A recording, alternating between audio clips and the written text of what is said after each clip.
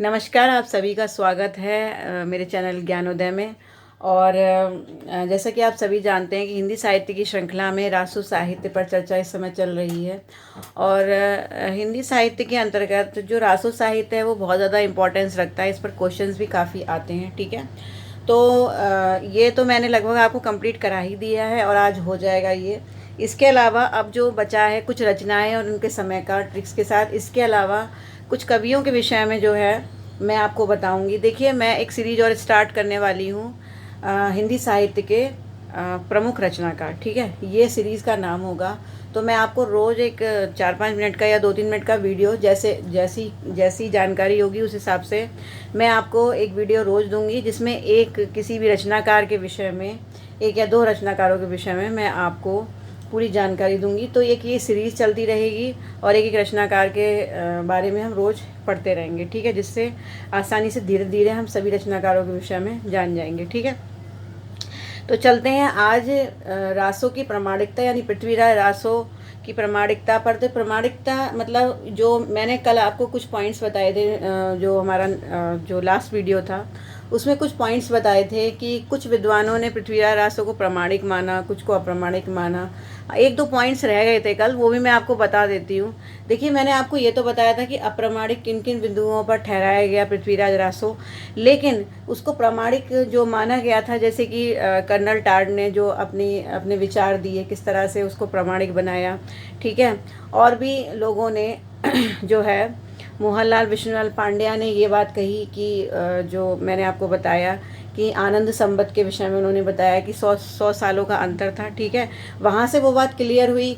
इसके अलावा कुछ विद्वानों ने ये भी कहा कि एक्चुअली जो चंद्रवरदायी थे, जब पृथ्वीराज चौहान थे, उनको, मतलब मैं अकॉर्डिंग टू पृथ्वीराज रासो बता रही हूँ आपको, ठीक है, मैं इतिहास पर नहीं जा रही हूँ, जैसा उसमें लिखा है मैं उस हिसाब से आपको बता रही हूँ कि उसमें जैसा लिखा है कि गजनी जो है ले गया था शहाबुद्दीन गौरी उनको, और वहाँ पर जाकर के उसको अंधा कर दिया और कारावास में बंद कर दिया, ठीक है। तो जब ये खबर मिली चंद्रवरदायी को, तो चंद्रवरदायी जो अपना सब काम काज छोड़ करके, है ना, जो अपनी जो पृथ्वीराज रासो जो वो किताब लिख रहे थे, जो ग्रंथ लिख रहे थे, 2,500 पृष्ठ का उनका ग्रंथ उन्होंने 2.5 महीने में लिखा था, ठीक है। हालांकि ये पूरा उन्होंने नहीं किया था, कुछ रह गया था थोड़ा सा। तो उन्होंने क्या करा कि उनका जो जल्लड़ पुत्र था उनका, तो उसको उन्होंने वो बुक जो है थमा दी। उन्होंने कहा कि भाई अब तुमको ही लिखना है बेटा, अब मैं जा रहा हूँ पृथ्वीराज चौहान की रक्षा के लिए। तो उन्होंने जो है जल्लड़ को ये जो है पूरी अपनी जो पांडुलिपि थी वो दे दी और उसके बाद वो चले गए। तो ये बात विद्वानों ने कही कि चूंकि चंद्रवरदायी जो है वो अपने पुत्र जल्लड़ को जो है दे गए थे अपनी रचना को पूरा करने के लिए, अब जल्लड़ जो थे जब उन्होंने वो लिखनी शुरू करी, ये बात आती है और ये कई विद्वानों ने इस पर मत भी दिए हैं। उन्होंने कहा है कि जल्लड़ ने जब ये जो भी रचना है इसको पूरा किया था, तो उस समय जो वहाँ के विभिन्न क्षेत्रों के विभिन्न राज्यों के सामंत हुआ करते थे, राजा हुआ करते थे, जो भी, उन्होंने भी इसको लिखने में कहीं ना कहीं हस्तक्षेप किया, अपने अपने विचार दिए और उसको पूरा करवाया, ठीक है। तो चूंकि उनका हस्तक्षेप भी उसमें रहा, उसमें वो शामिल हुए, ठीक है। तो इस वजह से भी ऐसा भी हुआ है कि कुछ काल्पनिक बातें भी उसमें जो है ऐड हो गई हैं, और बहुत से ऐसे राजाओं का वर्णन हो सकता है उन्होंने कल्पनाओं के आधार पर कुछ बातें ऐड करवा दी हों, है ना। तो इसलिए जो है कुछ काल्पनिक बातें भी इसमें मिलती हैं। हालांकि 100 वर्षों के अंदर आनंद संबत के बारे में अगर हम सोचें तो कहीं ना कहीं ये सारी घटनाएं सत्य भी साबित होती हैं, है ना। तो ये कुछ विद्वानों ने मत दिए, ठीक है। तो बहुत सी बातें जो हैं अलग अलग बताई गई हैं। तो कुछ तथ्य तो मैंने आपको बता ही दिए कि किस तरीके से है ये, ठीक है। अब बात ये आती है कि देखिए, इतने सारे विद्वान हैं, आप देखिए ये 9 विद्वान हैं, इन्होंने पृथ्वीराज रासो को जो है प्रामाणिक कहा। जबकि ये जो विद्वान हैं आपके कितने, देखिए 1 2 3 4 5 6 7 8 9 ही विद्वान थे जिन्होंने पृथ्वीराज रासो को अप्रामाणिक कहा, और ये 3 विद्वान थे जिन्होंने अर्ध प्रमाणिक कहा, ठीक है। तो प्रामाणिक मानने वाले वो थे जिन्होंने ये कहा कि पृथ्वीराज रासो बिल्कुल ऐतिहासिक दृष्टि से बिल्कुल सही है, एकदम सत्य साबित की हर बात को उन्होंने। लेकिन जो अप्रामाणिक वाले थे, उन्होंने एक भी बात को उन्होंने सीधे सीधे कह दी। जैसे डॉक्टर राम कुमार वर्मा ने तो सीधे सीधे ये बात कह दी कि ये सब जो है, जितनी भी ये सब कल्पित कहानियाँ, कपोल कल्पित, रचना इसको बता दी, ठीक है। तो इसके अलावा कुछ विद्वान ऐसे थे, जैसे सुनीति कुमार चटर्जी हैं, हजारी प्रसाद द्विवेदी हैं, मोतीलाल मेनारिया थे। इन्होंने ये बात कही कि कुछ तथ्य इसके प्रमाणिक हैं और कुछ तथ्य इसके अप्रमाणिक हैं। जैसे कि मैंने आपको बताया था कि 7 इसके खंड हैं, यानी 7 सर्ग जो हैं इसके 7 समय बिल्कुल उन्होंने प्रमाणिक बताए। किसने? हजारी प्रसाद द्विवेदी ने, ठीक है। तो ऐसे जो विद्वान थे जिन्होंने कुछ भाग अप्रमाणिक बताया और कुछ भाग अर्ध प्रमाणिक बताया, ठीक है। तो ऐसे जो विद्वान हैं उनको कहा जाता है कि उन्होंने अर्ध प्रमाणिक बताया, यानी आधा प्रमाणिक और आधा अप्रमाणिक, ठीक है। तो सबसे बड़ी प्रॉब्लम ये होती है स्टूडेंट्स की कि वो इतने सारे नामों को कैसे याद करें और कैसे ये दिमाग में रहे, कैसे एग्ज़ाम में कैसे याद आएगा कि किसने अर्ध प्रमाणिक बताया, किसने अप्रमाणिक बताया, किसने प्रमाणिक बताया। ये बड़ी मुश्किल होती है, इतने सारे नाम होते हैं, बिल्कुल दिमाग में जो है एक तरीके से मिक्सअप बन जाता है अगर एग्ज़ाम में पूछ लिया जाता है, ठीक है। और ये आता जरूर है, ये क्वेश्चन बहुत ही इंपॉर्टेंट होते हैं, किसी ना किसी से कुछ ना कुछ पूछ लिया जाता है, ठीक है। तो आज मैं ट्रिक्स बताती हूँ आपको, आप कैसे लर्न करेंगे इनको, ठीक है। मैं आप नाम से ही बता दूंगी, नाम से ही निकल जाएगा कि प्रमाणिक है या अप्रमाणिक है या अर्ध प्रमाणिक है। अब देखिए कैसे निकलेगा। जैसे कि अगर हम बात करते हैं प्रमाणिकता की, किस किस ने पृथ्वीराज रासो को प्रमाणिक कहा, तो सबसे पहले आते हैं कर्नल टाड, ठीक है। कर्नल टाड जो थे वो कर्नल, उनके नाम क्या लगता था? कर्नल। अब आप एक बात सोचिए, जो कर्नल होता है, कर्नल, जनरल, मेजर, ये सारे आर्मी में होते हैं, ठीक है। अगर वो आप अपने आप को प्रमाणिक साबित नहीं करेंगे, अगर वो प्रमाण नहीं देंगे अपनी वीरता का, तो कर्नल बन कैसे जाएंगे, ठीक है। तो कर्नल वही होते हैं जो अपने आप को प्रमाणिक करते हैं, ठीक है, प्रमाणित करते हैं। तो कर्नल बनने के लिए क्या करना पड़ेगा? प्रमाण देना पड़ेगा। तो यहाँ से आप केवल वर्ड से ही समझ जाएंगे कि कर्नल टाड ने पृथ्वीराज रासो को क्या करा? प्रमाणिक साबित किया, ठीक है। अब आगे चलते हैं, फिर आते हैं मोहनलाल विष्णुलाल पांड्या। अब देखिए इतना बड़ा नाम है, कहीं ना कहीं बड़ा कन्फ्यूज़न होता है इसमें, तो आप इसको इस तरह से लर्न कर लीजिए कि मोहनलाल और विष्णुलाल। आपको मालूम है मोहन भगवान श्री कृष्ण को कहते हैं और विष्णु भी उन्हीं का अवतार है, ठीक, मतलब विष्णु का ही अवतार है मोहन, ठीक है। तो विष्णु जो है वो मोहन है और मोहन विष्णु है, और दोनों ही लाल हैं, मतलब दोनों को लाल लाल बताया ना यहाँ पर, देखिए इसमें भी लाल है और इसमें भी लाल है। तो कहने का मतलब है कि मोहन और विष्णु एक दूसरे को क्या कर रहे हैं? प्रमाणिक कर रहे हैं, यानी दोनों के बीच में एक रिलेशन निकल कर आ रहा है। यहाँ पर कुछ भी अप्रमाणिक नहीं है, ठीक है। मोहन विष्णु है और विष्णु ही मोहन है, क्योंकि अवतार हैं एक दूसरे के। तो नाम से ही आपको समझ में आ रहा है एक प्रमाणिकता जो है यहाँ पर निकल रही है। तो आप इस तरह से याद कर सकते हैं कि इन्होंने पृथ्वीराज रासो को प्रमाणिक बताया। उसके बाद नेक्स्ट आगे चलते हैं, डॉक्टर श्याम सुंदर दास।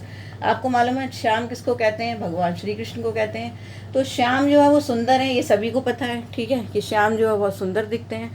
आपने देखा होगा भगवान कृष्ण का रूप ही ऐसा है कि सभी को सुंदर लगता है ना। तो श्याम सुंदर है, ये बात क्या है? प्रमाणिक है। तो यहाँ से आप लर्न कर सकते हैं। उसके बाद है मिश्र बंधु। अब देखिए मिश्र बंधु, देखिए मैंने तो ऐसे ही लर्न कर रखे हैं और मुझे हमेशा लर्न रहते हैं। कुछ लोग होते हैं जिन्हें अच्छा लर्न हो जाता है पढ़ने से ही, लेकिन ज़्यादातर 90% स्टूडेंट की ये समस्या होती है कि उन्हें ये बातें लर्न नहीं होती, मिक्सअप हो जाती हैं, ठीक है। तो आप ऐसे लर्न करेंगे तो बिल्कुल एकदम मतलब एग्ज़ाम में जाते ही अगर सामने आ गया क्वेश्चन तो एकदम स्ट्रक हो जाएगा, ठीक है। अब आगे चलते हैं, देखिए मिश्र बंधु। अब मिश्र बंधु को अगर हम देखें, आपको मालूम है बंधु कैसे होते हैं? मिश्र का मतलब मिलजुल कर रहने वाले होते हैं। अब ये बात बिल्कुल प्रमाणिक है कि अगर बंधु मिश्रित होकर रहते हैं, यानी मिलजुल कर रहते हैं तो कोई लड़ाई झगड़ा नहीं होता। तो बंधु को कैसा होना चाहिए? मिश्र होना चाहिए, ठीक है, मिलजुल कर रहना चाहिए। तो ये बात क्या हो गई? प्रमाणिक हो गई। फिर आगे चलते हैं, गारसदा तासी, ठीक है, इसका मैं अभी बताती हूँ। फिर आते हैं जॉन बीम्स। अब जॉन को आप जान कर लीजिए, ठीक है, जान। देखिए जान है तो जहान है। अब देखिए अगर जान होगी तभी तो हम अपने आप को प्रमाणिक सिद्ध कर पाएंगे, ठीक है।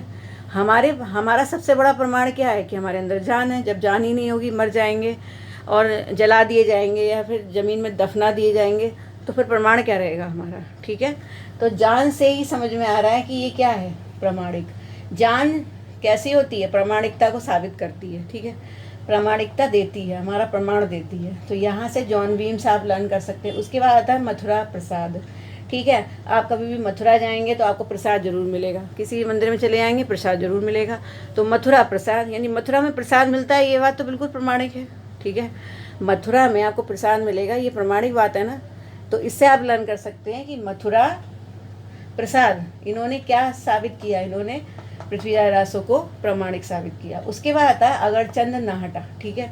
अगर चंद ना हटा, अब इसको आप कैसे लर्न करेंगे जरा देखिए इस वर्ड को पूरे को। यहाँ पर लिखा है अगर चंद ना हटा, यानी अगर चंद्रमा ना हटा, ठीक है, अगर चंद ना हटा, अगर चंद्रमा नहीं हटेगा। अब बताइए चंद्रमा हट सकता है अपनी जगह से? ये बात प्रमाणिक है ना, यही तो लिखा है इसमें कि चंद्र ना हटा, यानी चंद्रमा ना हटा, चंद्रमा अपनी जगह से ना हटा। चंद्रमा अपनी जगह से कैसे हट सकता है? ठीक है, चंद्रमा तो बस रोज़ाना उसका क्रम होता है कि रोज़ जो है रात में दिखाई देता है, सुबह फिर चला जाता है, फिर आ जाता है, फिर चला जाता है। कभी ऐसा हो सकता है कि चंद्रमा हट जाए, चंद्रमा कभी दिखाई ही ना दे, ऐसा हो ही नहीं सकता। तो अगर चंद ना हटा, आप बिल्कुल बस चंद और ना हटा इन शब्दों को ध्यान में रख लीजिए।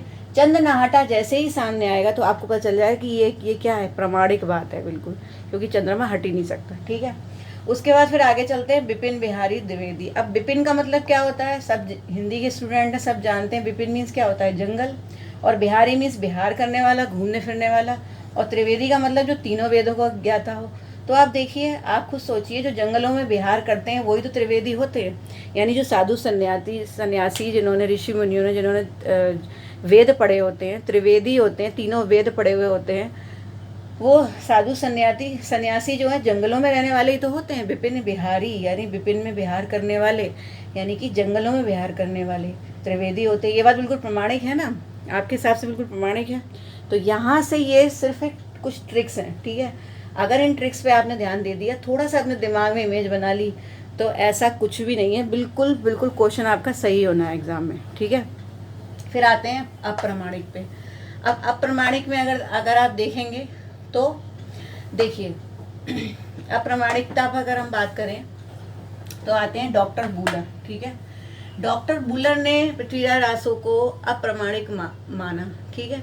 अब इसको आप लर्न कैसे करेंगे, देखिए बूलर में आप बुल शब्द को अलग कर लीजिए, रा अलग अगर हम इसमें से हटा देंगे तो ये बन जाएगा बुल। और बुल किसको कहते हैं, बुल कहते हैं ऊन को, ठीक है। मार्केट में आप जाते हैं, स्वेटर खरीदते हैं, वूलन स्वेटर खरीदते हैं, तो क्या होता है, क्या आपको पता होता है कि ये प्रमाणिक है या अप्रमाणिक है, मतलब क्या इसकी क्वालिटी अच्छी है या बुरी है, ठीक है। मतलब केवल दूर से देख करके हम ये नहीं कह सकते कि ये वूलन अच्छी है, प्रमाणिक है या अप्रमाणिक है। तो यहाँ से आप क्या लर्न करेंगे, डॉक्टर बूलर क्या है, अप्रमाणिक। फिर आते हैं मुरारी दीन, ठीक है। मुरारी, अब मुरारी किसको कहते हैं, फिर वही बात आ गई, मुरारी भी हम भगवान कृष्ण को ही कहते हैं। मुरारी दीन, ठीक है। मुरारी तो कभी दीन हो ही नहीं सकते, मुरारी दीन कैसे हो जाएंगे, मतलब खुद भगवान जो है कैसे दीन हो जाएंगे। भगवान जो है वो दीनों पर दया करने वाले हैं, दीनों का उद्धार करने वाले हैं, और यहाँ पर लिखा है मुरारी दीन, यानी मुरारी दीन हो ही नहीं सकते, ये बात अप्रमाणिक हो गई ना।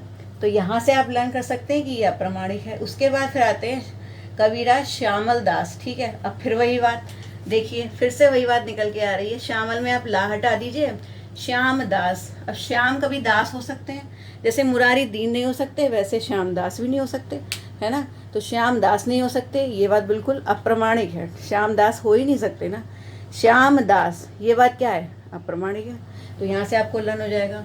फिर आते हैं मुंशी देवी प्रसाद, ठीक है, मुंशी देवी प्रसाद। और फिर आते हैं गौरी शंकर ओझा। अब ओझा को देखिए, ओझा मैं बताती हूँ, ओझा शब्द से आप दिमाग में एक इमेज बना दी है, ओझल, ठीक है, ओझल। जब कोई चीज़ ओझल होती है तो हमें तो वो दिखाई नहीं देती है, ओझा से क्या बना, ओझल। तो ओझल यानी जब भी कोई चीज़ हमें जब ओझल हो जाएगी तो हमें दिखाई नहीं देगी, और जब वो दिखाई नहीं देगी तो हम उसे साबित कैसे करेंगे, तो वो क्या हो जाएगी, अप्रमाणिक हो जाएगी। तो ओझा से आप ओझल शब्द बना करके लर्न कर लीजिए, ठीक है। उसके बाद फिर आते हैं रामचंद्र शुक्ल, ठीक है। अब रामचंद्र शुक्ल को अगर आप देखेंगे, ठीक है, देखिए रामचंद्र शुक्ल जो शब्द है, यहाँ पर अगर आप देखेंगे, राम नाम का कोई लड़का है, वो चंद्रमा जैसा है। अब बताइए ये बात प्रमाणिक है या अप्रमाणिक, ठीक है भाई। राम, ये तो सिर्फ कवि की कल्पना होती है कि जो चेहरा है, यानी जो मुख है वो चंद्रमा के समान है, ये तो कवि कहता है, उसकी कल्पना है।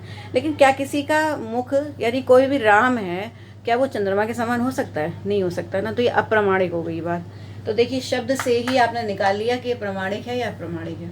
उसके बाद आता है अमृतशील, ठीक है, अमृतशील। अब यहाँ पर अमृत शब्द को देखिए आप, अमृत शब्द। अच्छा बताइए, अमृत जो है वो कभी प्रमाणिक होता है, नहीं होता। अमृत, दुनिया में कोई भी चीज़ अमृत नहीं है, ठीक है। चाहे कोई भी कितना भी बड़ा विद्वान हो, चाहे कोई भी हो, कितना भी देवता ही क्यों ना हो, कोई भी अमृत किसी को प्राप्त नहीं होता, यानी वो एक ना एक दिन मरता जरूर है। तो अमृत वास्तव में अप्रामाणिक शब्द है, ठीक है। अमृत कुछ नहीं होता है, अमृत सिर्फ नाम दिया गया है जो कभी मर ना सके, जिसको पी करके कोई मर ना सके, ठीक है। लेकिन अमृत है तो अप्रामाणिक ही। आज तक कभी ऐसा कोई अमृत ही नहीं हुआ है जो किसी को जो है ऐसा वरदान दे दे जो कभी मर ना सके, ठीक है। तो अमृत क्या है? अप्रामाणिक है। अब उसके बाद आगे चलते हैं डॉक्टर राम कुमार वर्मा। अब डॉक्टर राम कुमार वर्मा, मैंने पूरी जितनी भी ट्रिक्स बताई हैं उसमें मैंने राम कुमार को राम को मार मैंने आपको बताया है, राम को मार। अब जो राम को मारेगा ये प्रामाणिक नहीं है, ठीक है। कोई राम को मार ही नहीं सकता, राम तो भगवान थे, राम देवता थे और बहुत बड़े वीर योद्धा थे। तो राम को मार, अब राम को कोई कैसे मार सकता है? तो ये बात क्या हो गई? अप्रामाणिक हो गई, ठीक है। इसके अलावा और क्या बचा आपका? मुंशी देवी प्रसाद, ठीक है। मुंशी देवी प्रसाद में अगर आप देखेंगे तो देखिए देवी का प्रसाद तो होता है, ये तो मान लिया, ठीक है, कि देवी या माता का प्रसाद तो होता है, लेकिन मुंशी का तो प्रसाद नहीं होता ना। मुंशी का प्रसाद नहीं होता, तो जो मुंशी का प्रसाद ही नहीं होता है तो ये बात अप्रामाणिक हो गई ना। देवी का प्रसाद होता है लेकिन मुंशी का प्रसाद नहीं होता, ठीक है। देवी तो भगवान की श्रेणी में आती है, मतलब जो देवी देवता होते हैं उनकी श्रेणी में ये आ गई, लेकिन मुंशी तो कोई भगवान नहीं है ना। तो यहाँ से मुंशी और प्रसाद, ये इन वर्ड का कॉम्बिनेशन बना करके आप याद कर सकते हैं कि ये भी क्या है? अप्रामाणिक है। तो यहाँ से ये सारे आपको लर्न हो जाएंगे अप्रामाणिक, ठीक है। उसके बाद आते हैं अर्ध प्रमाणिक। अब अर्ध प्रमाणिक में आप देखेंगे हजारी प्रसाद द्विवेदी, मोतीलाल मेनारिया और सुनीति कुमार चटर्जी। तो देखिए हजारी प्रसाद द्विवेदी यानी जो हजारों बार प्रसाद खाते थे और जो द्विवेदी बन गए। अब देखिए आप एक बात सोचिए, अगर ऐसा तो कोई ज़रूरी नहीं है जो ज़्यादा प्रसाद खाता हो वो द्विवेदी बन जाए, यानी 2 वेदों को जानता हो। ऐसा कोई ज़रूरी होता है कि प्रसाद खाने से जो हमें ज्ञान प्राप्त हो जाता है हम द्विवेदी बन जाएंगे? ऐसा कोई ज़रूरी नहीं है, लेकिन ऐसा इम्पॉसिबल भी नहीं है, ठीक है। ऐसा भी हो सकता है कि जो ज़्यादा धर्म कर्म के कार्य करते हैं, ज़्यादा शास्त्र पुराणों का अध्ययन करते हैं, भगवान की पूजा करते हैं, प्रसाद खाते हैं, तीनों वेदों के ज्ञाता होते हैं, त्रिवेदी भी बन सकते हैं और द्विवेदी भी बन सकते हैं। तो प्रसाद खाने से इंसान जो है वो द्विवेदी बन भी सकता है और नहीं भी बन सकता, दोनों बातें हैं, ठीक है। तो यहाँ पर हम देखेंगे कि ये प्रामाणिक भी होगा और अप्रामाणिक भी होगा। इसका मतलब ये आधा प्रामाणिक है और आधा अप्रामाणिक है, तो इसको हम क्या बोलेंगे? अर्ध प्रामाणिक। उसके बाद आता है मोतीलाल मेनारिया। अब यहाँ पर देखिए मोती और लाल 2 शब्द छाट लीजिए। आपको पता है मोती और लाल, मोती जो है वो लाल हो सकता है तो क्या सफ़ेद नहीं हो सकता? हो सकता है ना। तो मोती लाल है ये बात सही है, मैंने मान लिया, लेकिन मोती सफ़ेद भी तो हो सकता है, ठीक है। तो मोती लाल है ये बात आदि सत्य है और आदि असत्य है, तो इसका मतलब इसको हम अर्ध प्रमाणिक बोलेंगे ना। तो मोती लाल है ये बात क्या हो गई? अर्ध प्रमाणिक हो गई। तो यहाँ से आप लर्न करेंगे कि मोतीलाल मेनारिया ने अर्ध प्रमाणिक कहा किसको? पृथ्वीराज रासो को। फिर आता है सुनीति कुमार चटर्जी। अब देखिए सुनीति एक लड़की का नाम है और कुमार जो है हम लड़कों के नाम के आगे लगाते हैं, यानी पुरुषों के नाम के आगे लगाते हैं। तो सुनीति एक फीमेल नेम है जबकि कुमार क्या है? एक मेल नेम है। तो देखिए अब यहाँ पर आप खुद देखेंगे कि सुनीति जो है ये अपनी प्रामाणिकता को साबित कर रहा है, लेकिन कुमार तो नहीं कर रहा। सुनीति कुमार कैसे हो सकता है? ठीक है, मैं किसी के भी नाम पर कोई ऐसा आक्षेप नहीं लगा रही हूँ और ना ही मेरा कोई ऐसा उद्देश्य है, लेकिन इतना मैं सिर्फ आपको इसलिए बता रही हूँ ये जो पॉइंट है जिससे आपको लर्न हो जाए। तो आपको पता है कि एक चीज़ प्रमाणिक है इसमें और एक चीज़ अप्रमाणिक है, ठीक है। तो इसलिए ये भी क्या हो गया? अर्ध प्रमाणिक हो गया। तो ये तीनों नाम क्या है? अर्ध प्रमाणिक है, ठीक है। इसके बाद एक और बचा, हाँ, गारसदा तासी, ठीक है। गारसदा तासी जो थे इन्होंने भी पृथ्वीराज रासो को प्रमाणिक बताया था, ठीक है। तो इसको तो आप ऐसे लर्न कर लेंगे कि गारसदा तासी जो थे उन्होंने हिंदी साहित्य का इतिहास लिखा और हिंदी साहित्य उन्हें बहुत ज़्यादा प्रिय था, यानी कि वो फ्रांसीसी विद्वान थे, लेकिन फिर भी वो हिंदी साहित्य को बहुत अधिक प्रेम करते थे। अब सोचिए किसी फ्रांसीसी ने जो है हमारे हिंदी साहित्य का इतिहास लिखा, तो अगर देखा जाए तो ये तो प्रमाणिक साबित ही करेंगे इसको, ठीक है। तो गारसदा तासी ने इसको प्रमाणिक ही साबित किया क्योंकि वो हिंदी साहित्य के प्रबल समर्थक थे, उन्हें हिंदी साहित्य बहुत ही प्रिय था, तो पृथ्वीराज रासो भी बहुत ज़्यादा उनको प्रिय था। इस तरह से आप कुछ छोटी छोटी ट्रिक्स, मुझे मालूम है ये टॉपिक ऐसा है, जैसे कि आपका एक टॉपिक और भी है, ठीक है, तार सप्तक के कवि। इतने सारे कवि होते हैं, आप लर्न ही नहीं कर सकते। अगर आपके दिमाग में ट्रिक नहीं है तो आप बिल्कुल अच्छे से कंफ्यूज होंगे एग्ज़ाम में, ठीक है।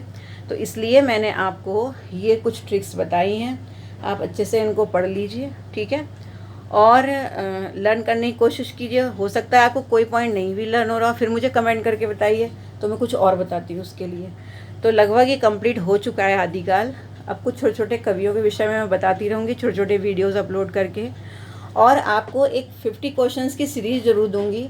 50 क्वेश्चंस की सीरीज़ में हमारे इंपॉर्टेंट क्वेश्चंस होंगे आदिकाल से रिलेटेड, जो टीजीटी पीजीटी नेट में जो है पूछे जाते हैं, और बहुत ही स्पेशल क्वेश्चन होंगे। आप 50 क्वेश्चन से आपके कम से कम 200 क्वेश्चन निकल करके आएंगे, वो मैं उसकी सीरीज़ करवाऊँगी। जब आदिकाल बिल्कुल अच्छे से कंप्लीट हो जाएगा, उसके बाद फिर मैं एक लाइव क्लास रख लूँगी, जिससे बिल्कुल अच्छे से सारी चीज़ें कंप्लीट हो जाएं, ठीक है। और वैसे अगर देखा जाए तो ओवरऑल 90% कंप्लीट हो ही चुका है, और अब मैं भक्ति काल स्टार्ट करने वाली हूँ, ठीक है। बाकी जो भी थोड़ा बहुत बचा है, बीच बीच में छोटे छोटे वीडियोज़ आपको देती रहूँगी। तो इसी तरह से आप वीडियोज़ को देखते रहिए, चैनल को सब्सक्राइब कर लीजिए अगर नहीं किया है, और कमेंट कीजिए। कमेंट ही, आप जो कमेंट देते हैं वही मेरा मोटिवेशन बनते हैं। मुझे ये भी पता चलता है कि मुझे क्या इम्प्रूवमेंट करना चाहिए, और मुझे ये भी पता चलता है कि क्या खासियत है, ऐसा क्या है जिसकी वजह से आप वीडियोस मेरे देखते हैं। सबसे ज़्यादा अगर कमेंट आते हैं तो ट्रिक्स पर ही आते हैं कि मैम ट्रिक्स से ही पढ़ाइए, क्योंकि ट्रिक्स ही समझ में आती हैं, उसी से ही लर्न हो रहा है आपको, ये बहुत अच्छी बात है।